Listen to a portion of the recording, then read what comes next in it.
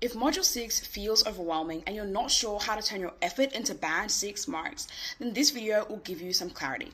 I'll walk you through the exact 14-day system that eventually led to me scoring a 95 in HSC Bio. Now, this isn't about cramming or memorizing a lot of definitions from textbooks. This is about being strategic, and it's built on 4 main steps: learn, practice, review, and test. By the way, I'm Somto. I achieved a 95 in HSC Bio, a 99.3 ATAR, and I've seen this exact method help students go from Band 4s, Band 5s, and sometimes even lower, all the way up to Band 6s.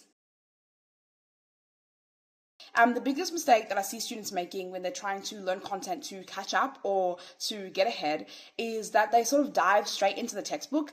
What I mean is, textbooks are good, but they're designed to sort of teach you by reading.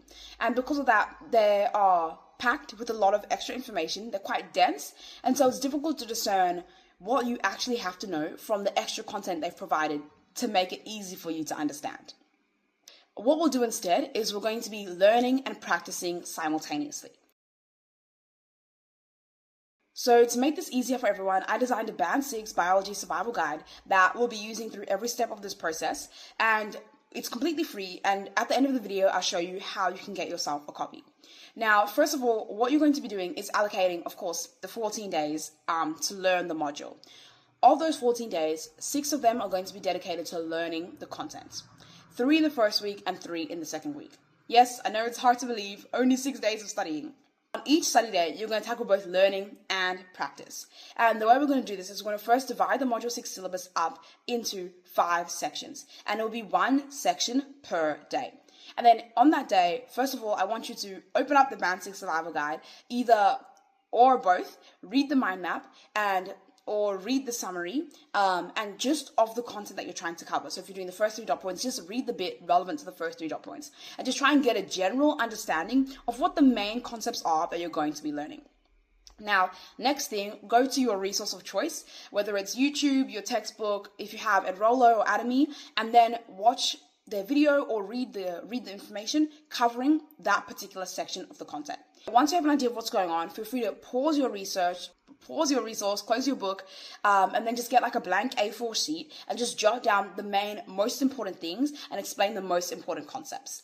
Now, you would have already had a little bit of an idea from what you got from the guide, and then now when you're watching this, you can sort of filter through and recognize, okay, this is the important bit, this is the important bit. Don't worry about anything that's too detailed or too overly verbose. Once you sort of have a good idea of what's going on, you want to go and start doing some practice questions. So open up to HSC and look for questions that are covering the dot points that you've just learnt about. Start from easier questions and then progress onto the more difficult ones. So that'll be like lower mark values to higher mark values. And as you do, pay attention to what concepts they're asking about, how they're asking about them, and what sort of things are brought up in the sample responses.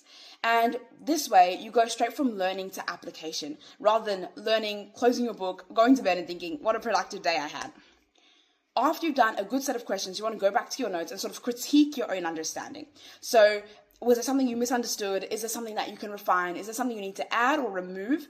Just do this based on your memory, based on your understanding, based on what you've seen in the question. This is actually good because you'll see that writing notes is a lot quicker. And also, it's a lot more targeted. Rather than writing everything that you think is important, you actually come to know what is important and what the HSC markers are often asking you for.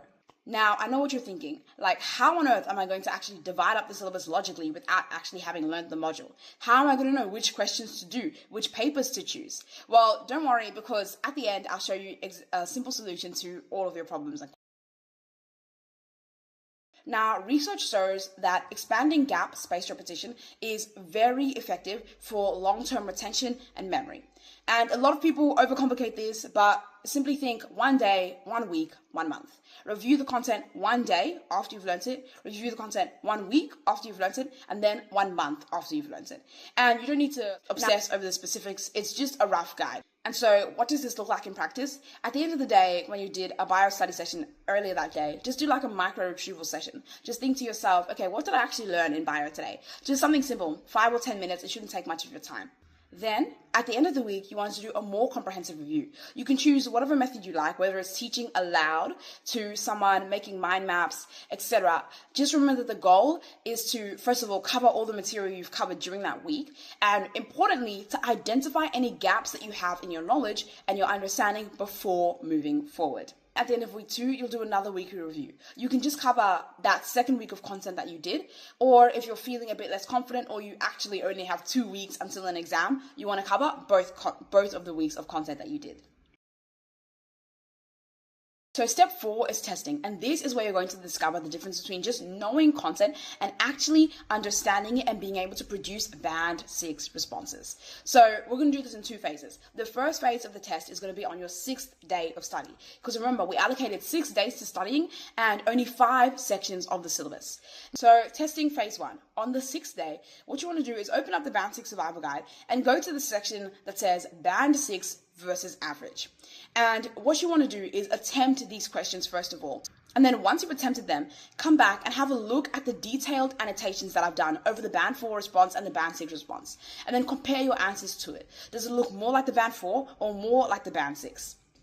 This is an easy way to identify where you're falling short and where improvements can be made. And as a bonus, if you want more practice, most of the other videos that I have are me looking at student responses and breaking down different levels of student responses. 2 out of 4, 3 out of 4, 4 out of 4. So you can see the step-by-step progression and address and assess where your response lies. The second phase of testing happens on day 14. At this point, you want to scroll down to the section of the guide where you find a link to 15 high-yield band 6 questions. Now, these progress in difficulty, and so you should use them as a test to gauge your understanding of the module. So do them under time conditions, give it your best shot, and once you're done, check your answers against the solutions. Okay, so that pretty much covers it, the complete system.